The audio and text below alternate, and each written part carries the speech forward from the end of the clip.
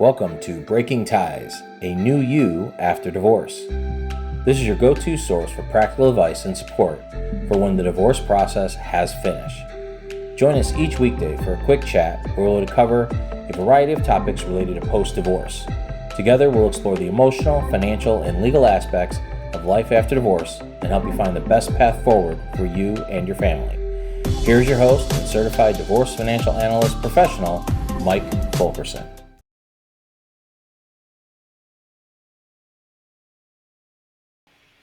Welcome to the Breaking Ties interview series. I'm your host, Mike Fulkerson, financial advisor and certified divorce financial analyst professional. And today we're going to talk with another professional who assists those in getting through the divorce process. And actually, this is more on the fun side. This is after the divorce for the most part, where we're going to get a lot of questions answered on the travel topic. Now, with me today is Kristina Hughes. Kristina is a luxury travel designer with Travel A Latte. What a cool name that is. And she is going to share some fantastic information with us. Welcome to the podcast, Kristina. How are you today? Good. Thank you. Thanks for having me. Yes, absolutely. So on day one, I always like to have you share a little bit about yourself because we're going to be here for 5 days and we're going to have different questions each day. So everybody's going to come back and check it out. So give us a little glimpse into who Kristina is. I am a travel designer, go by travel designer, travel agent, travel advisor, there's lots of names, but I actually came into this role by moving to Europe for a year and a half with my family. We went over for a year and a half. We explored 30 countries in that time, traveling almost every weekend, and really fell in love with travel. So when we moved back, I left the career that I was in before and decided I wanted to help people plan travel and do the same things that I was able to do because I just fell in love with it. So that's me. I have two kids that are 4 and 6, so they've been to over 30 countries themselves, and Wow, that is remarkable, and that's very cool. I mean, the fact that you've seen all these places and experienced a lot of different things and stuff, and that you're able to bring that and help people with their travel and stuff. So I'm really looking forward to learning from you and seeing what you're going to be able to share with our listeners. Awesome. Yes. And I'm a specialist in Europe. I'm a specialist in traveling with young kids. My daughter was a year and a half when we went. She was toted around a lot. And then now, trying to explore more of the U.S. Because we've seen more countries than states. So there's more there you go. to see. And then, hey, not too many people can say that. All right. So really, we're going to start like at the beginning, okay? And so when we look at someone who's recently divorced or been divorced for a while, but really hasn't gone on any trips, where do we start? How do they begin? Really, I think it starts with what you're interested in. People have vacation time and they want to go on vacation. It really starts with, okay, what are you interested in seeing or doing? Do you just want to completely do nothing and just sit on a beach? Then, hey, let's find a coastal town for you to kind of hang out and relax. Or do you want everything to be included, like an all-inclusive, go to the Caribbean and just have an all-inclusive with a kids club for kids, for, just to kind of have it all taken care of. Or do you love the mountains? Do you love hiking? Do you want to explore a new culture? I mean, there's so many different paths that you can go when it comes to travel, and everybody's preferences are different. So I think, the first part is just figuring out what you would be interested in. Yeah, I think so. And part of that process for those, once they've finished the divorce process, has been to kind of rediscover themselves. And so, perhaps someone doesn't actually know what they wanted to do, and now they're getting a chance to really do some of those things that perhaps they heard about, read about, saw about. And this whole divorce process is allowing them to do that. So one of the things I always share with my listeners on the podcast segments is that, divorce is not the end of your story. It is the start of your next great chapter.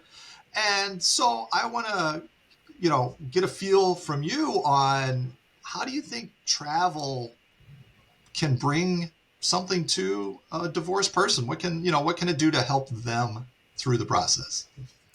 So I think travel is something that can really help you to discover yourself and your passions, and just get you out of your comfort zone, which really helps you to grow in yourself, your confidence. If you're traveling alone, you're learning, to navigate life and a new way.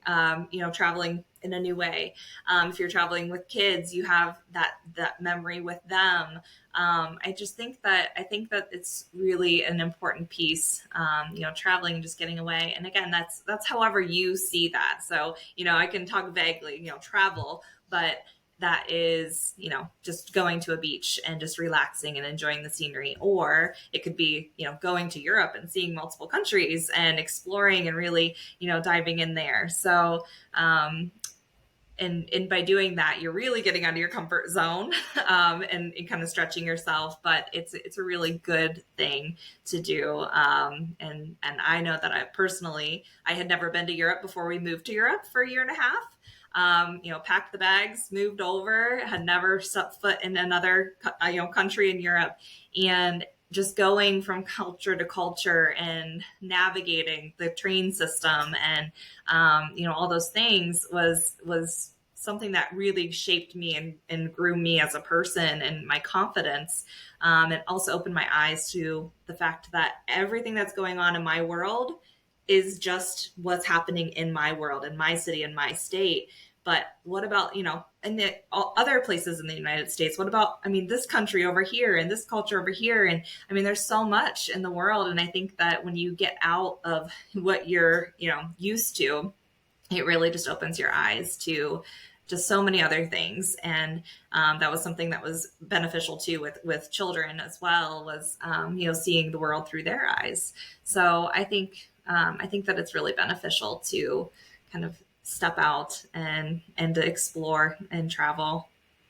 Yeah, absolutely. I think one of the good driving points is just the fact that, one, you got something to look forward to after the divorce is over, kind of thing, and two, it's kind of a reset or a refresh opportunity for the individual. And because it is hard, it is challenging. So sometimes you just need to kind of refresh and take a step back and use it to reflect and stuff. And so I think those are very great points. All right. Well, this concludes the first day of the interview. I want to have everybody join us again tomorrow as we continue our discussion on traveling and what that entails and where can you go and how does that fit into your life kind of situation. So Kristina and I would like to thank you for joining us today on Breaking Ties, the interview series. Should you have any questions for Kristina, her contact information will actually be in the description. You can reach out to her. She's happy to chat and see what she can do for you. Remember, divorce is not the end of your story. It is the start of your next great chapter. See you tomorrow. Take care.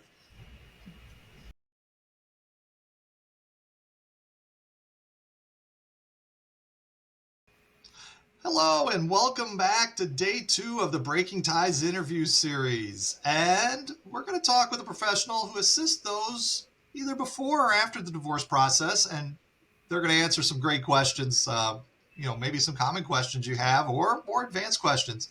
I'm your host, Mike Fulkerson, and with me today is Kristina Hughes. And Kristina is a luxury travel designer with Travel A Latte. So we're going to get some really great information like we did yesterday. And if you haven't listened to yesterday's episode, please go back and listen to it. Kristina introduces herself a little bit more in detail and how she got into travel. And, we had some really good questions. So you're going to want to go back and check that out. So welcome back to the podcast, Kristina. How are you today? Thank you. I'm great. Thanks. Excellent. Well, I know the information yesterday was fantastic. It really was. And so I'm looking forward to today's questions. And, yesterday, we chatted a little bit about traveling solo after divorce and kind of some thoughts on where to begin. When we're, what if someone's divorced with kids, and now they're traveling with kids by themselves? Would our destinations change? Where do we start with planning for, say, a family type of trip, but it's, mom and kids or dad and kids? Yeah, so I think that's a great question, and something that I get all the time as far as just even traveling with kids. So I'm a specialist in designing trips for families and for traveling with kids, and that's a common question. Anyways, is I can't even take my kid to a restaurant for more than an hour. How am I supposed to take them to Europe or to another destination? Like it just seems so overwhelming. And so I think one tip is, have somebody in your pocket that you can help, that can help you, is something obviously I'd recommend as a travel advisor, because, it is scary and hard to if you're not used to it, to figure out how to do it all yourself. And something that for me as a travel advisor, I am not one that just puts together an itinerary and sends it to you and then you are off on your own and you have to still figure a lot out. Like I'm there through the whole process and can kind of help guide. And if you're in Europe and if something happens, like a train's canceled, things like that, you have someone to contact. So that's a lot of peace of mind, I think, especially if you're traveling solo and with kids. But I think it's the same way of traveling by yourself. Knowing where you want to go is kind of, what are you dreaming of? What do you feel like you need as the adult, right? And anywhere you take your kids is going to be great. You can make it great. So again, if it's a beach vacation, if it's a mountain vacation, if it's a international vacation, I think that any of those are great with kids. And just really focusing on different activities that are kid friendly and things like that. I think any of those, there's a lot of options, but it may feel scary, but it is doable with the right tools. And I think the memories that you make with your kid on vacation is different than what you would have, if you're not. And I strongly feel that way. I've noticed myself, when I'm on vacation, I am a different person because I'm unplugged. I don't have, oh, I got to do the dishes and I got to do the laundry and I got to do this and that and this and that. And I have this bill that needs paid and I have this and that. You have so many demands on a day-to-day basis between work and home and kids and, run the kids to this sport and that and all these things. But when you're traveling, you're with your child and you're in the new place and you're just able to enjoy it and make those new memories. And I think for me that's something that I think is really important. Yeah, that's fantastic. And I think you're absolutely right. I mean, being able to be in the moment when you're on vacation is a whole lot different than being in the moment when you're in your day-to-day kind of just flow. Because you got your routines and you got your patterns and you got your things and all the stuff. But when you're on vacation, you don't have all that overarching pieces of life that are just intruding on the day-to-day kind of thing. You get to actually spend time with your kids, enjoy them and stuff. And after divorce, that's very important, is to keep that connection to your children, whether you're the custodial parent or you're the parent that moved out. And so you want to make sure that you spend that time wisely. Now, we have the trip planned and we're flying to a fantastic destination. It's time to pack for the trip. I know this is kind of crazy. It's tricky with kids. Can you share some thoughts on what we should bring on the plane versus what we should, check into luggage kind of thing? So I have a lot of tips and tricks that I only have so much time for right now, but yes, I think that it depends on the age of the kids. If you have older kids and teenagers, packing is not very difficult compared to when you have small kids, toddlers, infants. It can be definitely a challenge. I traveled over 30 countries with a 1.5-year-old and a 4-year-old. So I know. And I got obviously good at having a system of, this is the packing list and this, if you have a packing list, you just go by that. But yeah, car seats and strollers and things like that are things, you have to consider. Are you driving there? Are you going to be using public transportation? How are you getting around? There'll be a lot of considerations with that. But having activities on you, have a backpack and have activities for the kids to do. So we always traveled with, little sticker books and a couple of the kids' favorite toys. My son loves Legos, so he always has a couple little Legos in his bag that he can just play with. Or my daughter with a couple little Barbies, or something like that they enjoy, they would play with at home. Bring those things. Come prepared with multiple little activities that you can kind of change it up. And there are some really good options. There's a from the dollar section in Target, there are these little blocks that you can get that have literally traveled all over Europe with us. And the kids still play with them. And they are the best $1 spent ever because the kids just love them. And all ages of kids that of our friends have used them as well. So, just coming prepared, having things with you. Luggage wise, if you're traveling checked versus carry on, I always recommend having your basics. So your medication, toothbrush, a change of clothes, those kinds of things, having something in your bag, just in case luggage were to get lost. But yeah, otherwise, again, I could share a lot of tips.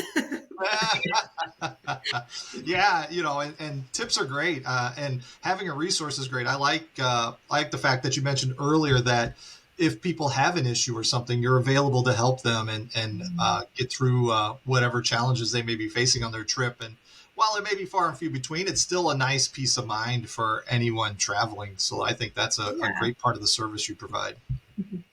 Yeah, definitely.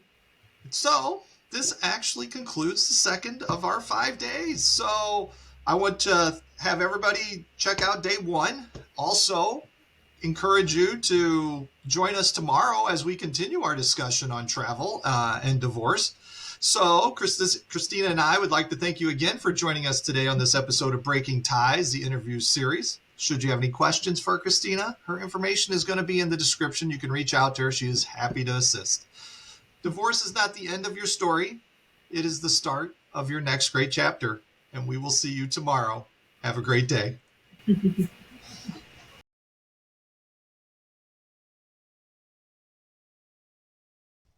Hi, and welcome to our third day of the Breaking Ties interview series. I'm your host, Mike Fulkerson, financial advisor and certified divorce financial analyst professional. And the interview series is where we talk with other professionals who help those getting through divorce or after the divorce process is finished. And this week we've got the fun stuff. This one is really nice. I'm here with Kristina Hughes. And Kristina is a luxury travel designer with Travel A Latte. And we've been getting some great information this week. So if you haven't listened to day one or day two, go back, listen to those episodes because Kristina shared some great tips and some great information on traveling solo or with kids. And, it really can help you all along the way. All right, Kristina, you're back for day number 3. How do we feel the week is going? Great. Thanks. That's good. The kids are doing all right? Yes. Yep. They are staying busy. There we go. Yeah. Better busy than in the things it's when they get quiet, you have to go hunt them down. It's like, it's true. Oh, goodness. So I was looking at today's questions and these are actually really good. We're kind of looking at traveling solo again. So kind of just by ourselves. And, when we travel after divorce, it might drum up some feelings of anxiety and traveling alone. And, the number one question that comes to my mind and other people's mind is it safe to travel alone? Is it safe to take a tour group? Is it safe to visit certain parts of the world, if you will? So I think we'll start today with, what are your thoughts on traveling alone and keeping safety in mind? Yeah, I think that's a great question.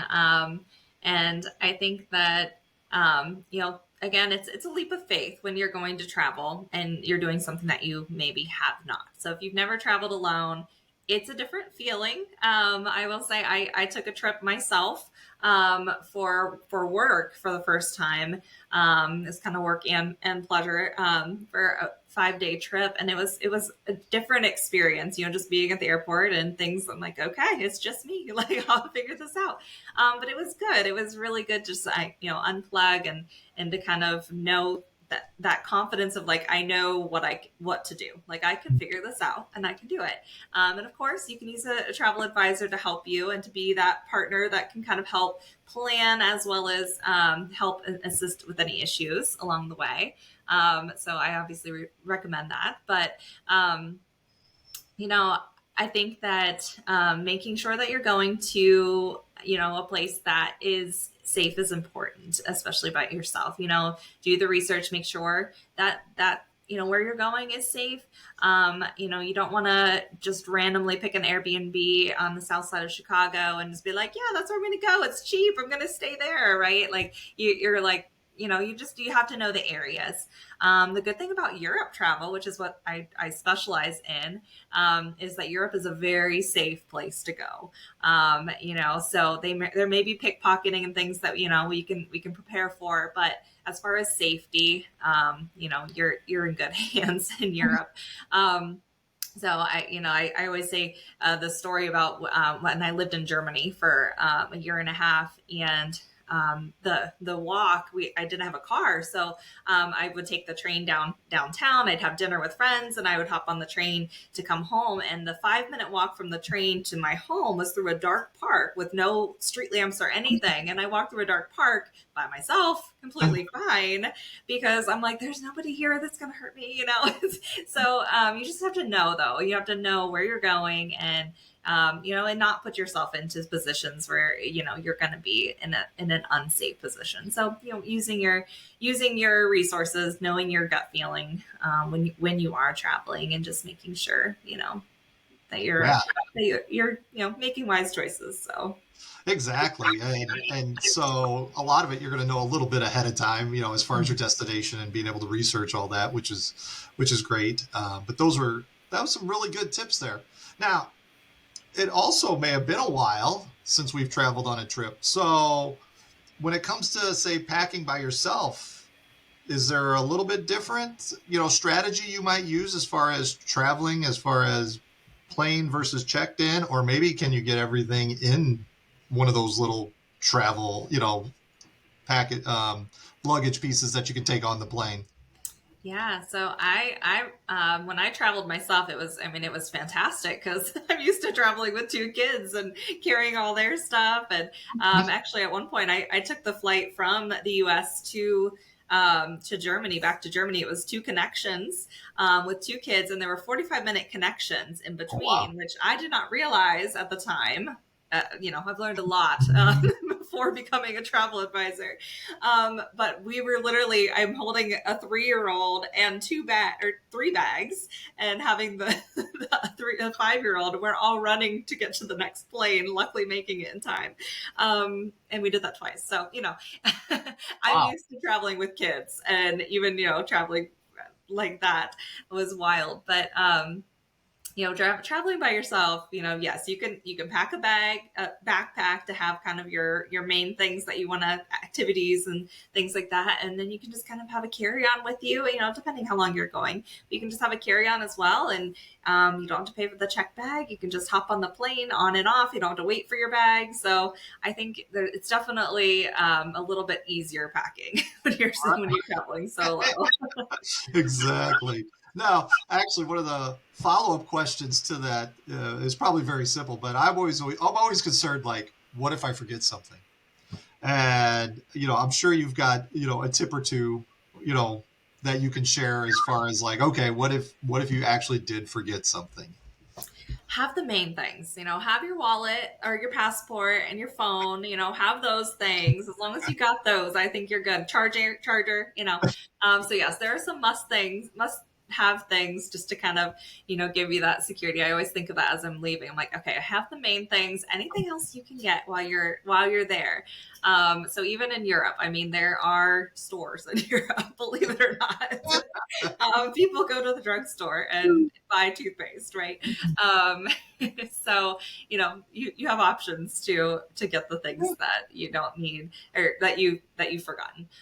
So and I will say too, I have some experience of family coming to visit in Germany, and their luggage was lost, and everything in their luggage wasn't there for 3 to 4 days, and luckily they packed some essentials in their carry-on, which I always recommend.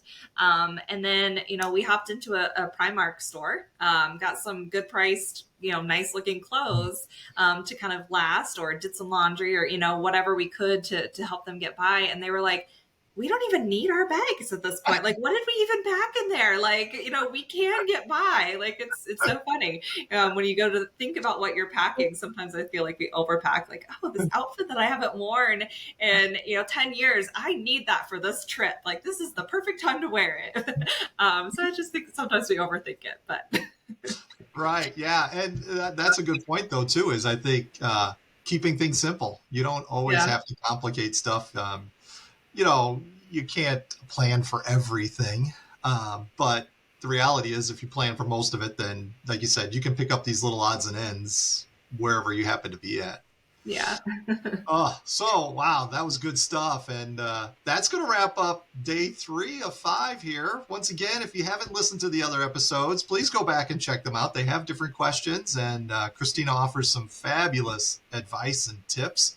And we would like to thank you for joining us today on this episode of Breaking Ties, the interview series. Should you have any questions for Kristina, her contact information is going to be in the description. You can reach out to her, give her a call, shoot her an email. Remember, divorce is not the end of your story. It is the start of your next great chapter. And we will see you tomorrow. Have a good day.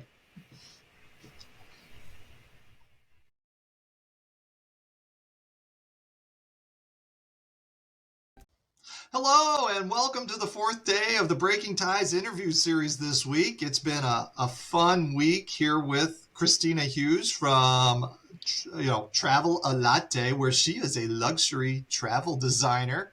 I'm your host, Mike Fulkerson, financial advisor and certified divorce financial analyst professional. And during this whole week, we have been talking with Kristina about traveling, whether with kids, without kids, and just some great information that she has shared.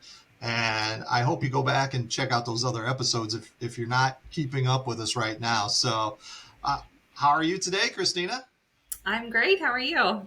I'm pretty good. I mean, the weather's not too bad. It's hanging in there. Hopefully we can have some nice sunshine here. And then, I think less about traveling, actually, if it's sunny. Oh, goodness. So now, all week we've been talking about traveling solo and traveling with kids. So we've been, kind of been bouncing back and forth between the days. And today we're on a kid day. And I want to, pick your brain a little bit here. When we are traveling with kids and we're sitting at the airport or we're between activities at our destination, what can parents do to keep their kids entertained and really not driving us crazy while we're on vacation? Well, yes, traveling with kids is not easy. I know there's like the reels that are going around that are like, okay, well, I'm just going on vacation, but I'm still parenting. Like, you don't get that break, right?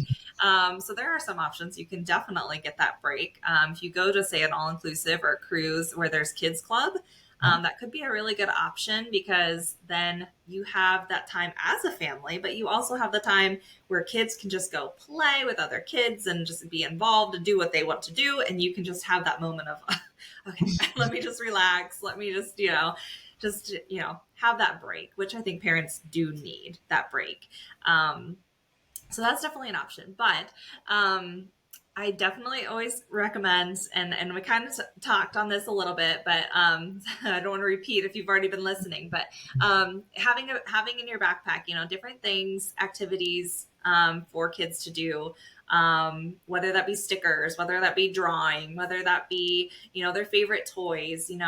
I'm particular about screen time with my kids. So for me, I'm not one to hand them a tablet or phone and just be like, here you go. But it kind of got to the point when we were traveling every weekend, especially on flights, and especially having a toddler who liked to scream on the flights.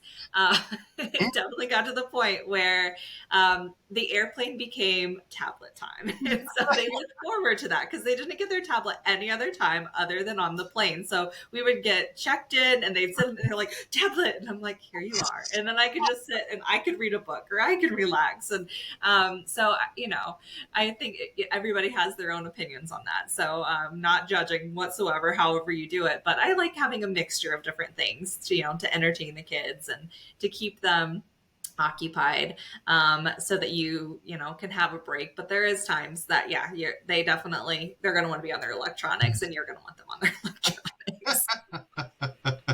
Yeah, exactly. And I think part of traveling that you have to accept is that you're not always going to be entertained or entertaining someone. And you do actually really do need a little downtime, especially if you are traveling with kids, because they may need a nap or they may need recharge, which also allows you to recharge as well. But yeah, it's never going to be nonstop, here we go kind of thing. It's, still going to have that parenting time. You're never really off duty when you bring your kids along.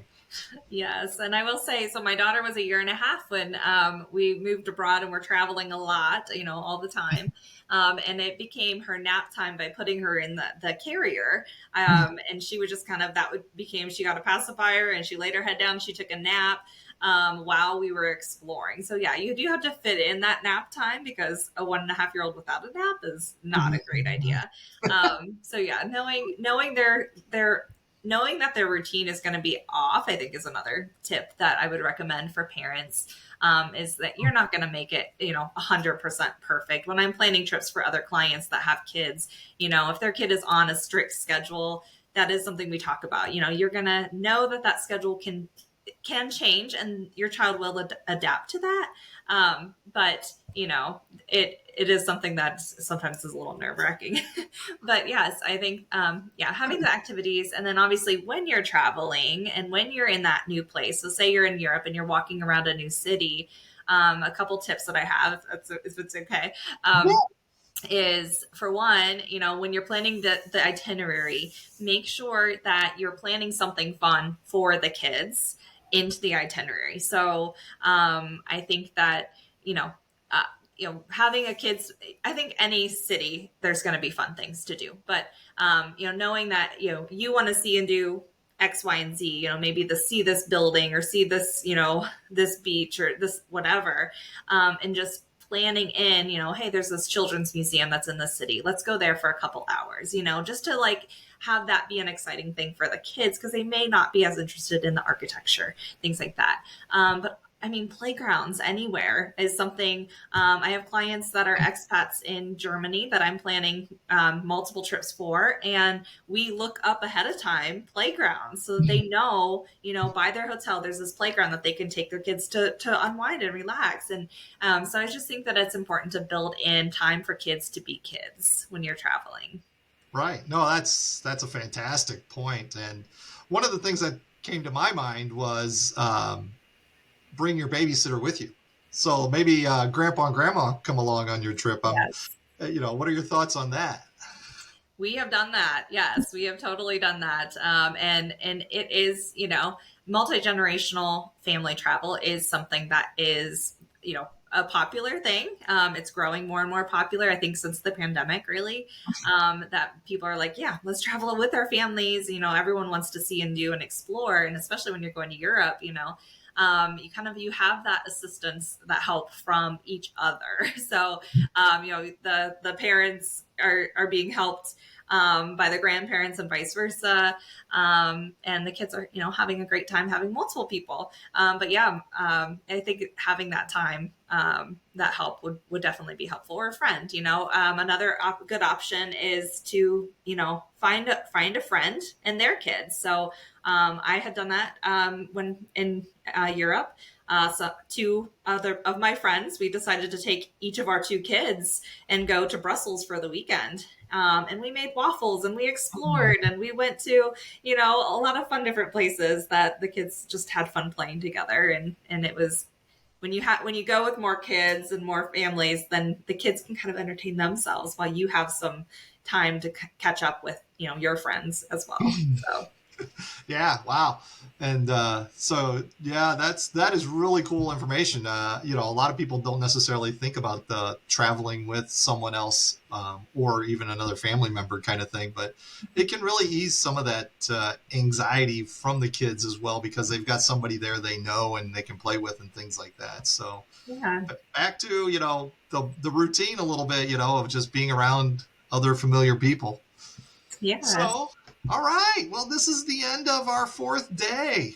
So this has been a great week so far. If you haven't listened to the previous episodes, go back, listen to them. Kristina's shared some fantastic traveling advice, and you're going to want to join us tomorrow because she's back for one more day. And we're going to go over, some last questions for you guys. We want to thank you for joining us today on the Breaking Ties interview series. And should you have any questions for Kristina, I'm going to have her contact information in the description. You can reach out to her and ask. She's happy to do whatever she can for you. Just remember that divorce is not the end of your story. It is the start of your next great chapter. See you tomorrow. Take care.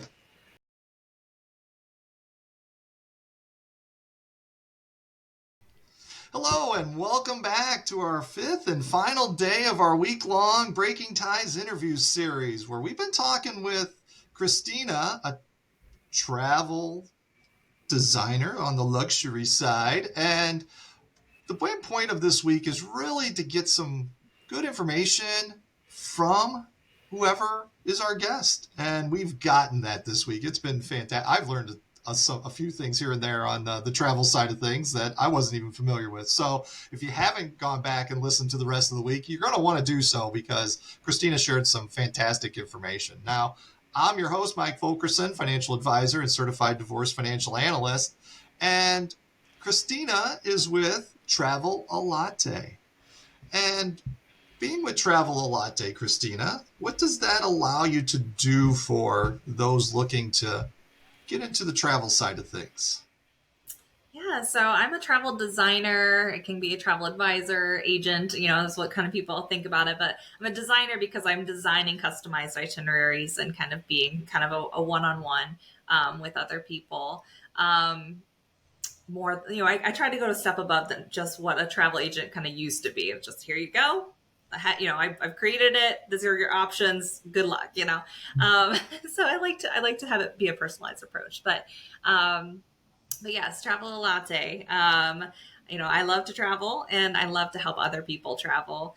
And I know one question we get, and then you mentioned luxury travel, is what is luxury travel? And, that doesn't mean that I only help people that need a 5-star, luxury, expensive vacation. I know finances can be an issue, especially, post-divorce. But I consider luxury as somebody who is doing a lot of the work. So I also know that time is a big issue, post-divorce. If you're, especially if you're the one taking care of children and you're working and, regardless, of the situation, it's, we only have so much time. So having a travel advisor that can help, with the planning and with the booking and all of that can definitely be helpful. So that's how I help people by doing that. And I do work with any budget. So it's, not only the expensive trips. But. Right, exactly. Because you are correct. After a divorce, the finances can be a little unsettled and finding some footing and stuff as far as, going on a trip might seem a little daunting. And I think it's great how you're much more hands-on and involved than, say, just a traditional travel agent might be, if you will. You're there for the whole duration of the trip. You want them to be successful, which is great. Now, this week, you've talked a lot about traveling abroad and stuff, and how you've lived overseas. And so I thought it'd be kind of cool if you shared with us some of the differences of traveling internationally as opposed to here in the States. Yeah, so I've actually been to more countries than states, which I'm working on. I'm working on trying to see more of the U.S. And but also ready to go back, overseas at any moment. But so I lived in Germany for a year and a half, traveled to 30 countries in that time, traveled multiple places because when you're right there in Europe, it's so easy to get to other locations. A couple hours away, you're in Belgium, and a couple hours away, you're in the Netherlands. A quick flight away, you're in Italy. I mean, they're so easy to get around. So I do recommend international travel. I am a specialist in European travel, and helping fit those pieces together, how to travel to the different places, where to go. I mean, when we moved there, I didn't know, a lot of the countries I didn't know about. So I think European travel especially is just, there's so many cultures, so much differences, so much beauty, great activities for kids and adults. I mean, there's just something for everyone. The food is fantastic. I mean, it's wonderful. Once you go, I tell my first timers, just so you know, you're going to go and you're going to love it and you're going to want to go back and go somewhere else. And, so, warning, but, yeah, I mean, it is just, it's very different. And I think that's what draws people there. And I know that I have a desire to go to Asia and to South America. Those are, some future trips that we're trying to plan as well. So there's just so much to see and do kind of outside of your norm. Right. So, Yeah, that's great. And there are differences, but a lot of times people might be apprehensive about the differences, but really, you want to embrace that and just go with it and go, hey, let's go see what it's like someplace else outside the borders. So I think it's a really great idea. I've been Cancun a couple times. I loved it. The all inclusive. It was just great for just completely unwinding, kind of situation.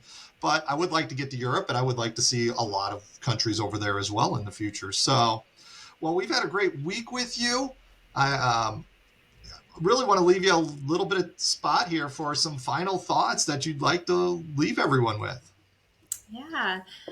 So, I mean, I didn't mean to scare you by saying everything's different in Europe, because there are a lot of English speaking places. And obviously working with someone who is familiar with the different countries is helpful. Hello. Yeah. I can be that person, but, yeah. So I think, it's not as scary as you think it is going to be, as long as you have the right tools.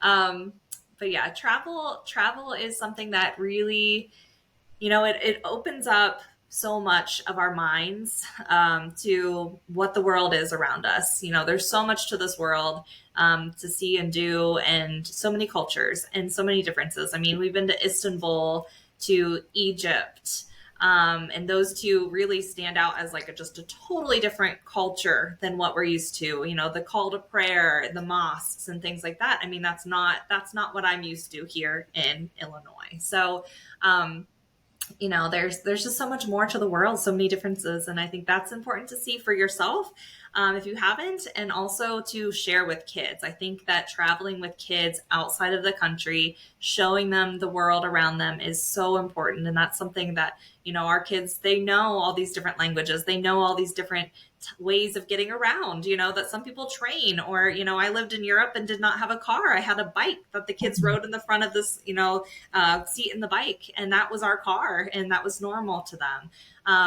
In that time. And now I'm like, no, we have a car, we can't do that to the grocery store here, but we could there. And so, I mean, there's just so many differences, and I think that's good. And I also think just having that time to unplug, travel is expensive. I understand that. And I understand that can come in the way, but prioritizing it, I think is 100% necessary, especially when kids are young and going into the, early teen years and into the teen years. I think that time is really important, just that to have that one-on-one time to unplug, to spend with each other. and just to see the world. We in America tend to have the thought that we have to wait till retirement to travel and to see the world. And I think that it's more important to travel before retirement, because we don't know, we don't know what the future holds. We don't know, what our health is going to be. And so I think it's important to do that. And the memories that you have from travel are going to be totally, ingrained in your mind, I feel like, even more than the day to day. So. Right, exactly. And I think that goes right along the lines, as divorced parent myself, it's the memories. You're trying to create new memories. You're not trying to erase old ones, but you're just trying to add to the next chapter of everybody's lives who are moving on from the divorce standpoint. So whether you're divorced or not, doesn't really matter. The memories are still going to be there. I still remember them as a kid, when I was a kid. So I think that's stuff that kind of sticks with, even your kids, or even just you or your friends who you hang out with. The whole, you remember the time when. Yeah, for sure. Oh, goodness. So I tell you what, I appreciate you coming on to the podcast, Kristina. The information you shared has been nothing short of fabulous. And if anyone, is looking for a travel designer, Kristina is a great person, and she's going to treat you well. So don't hesitate to reach out to her. Contact information's in the description. This is actually the end of our 5-day week. How do you feel it went? Good. I hope I was able to share a lot of tips with you. So. Absolutely. It was great. Yeah, people are going to love it. I appreciate it. And if you haven't seen the previous days' episodes, go back, listen to them. We talk about different topics each day. Some days are kids, some days are solo travel. Go back, find the information. You're gonna learn something from that.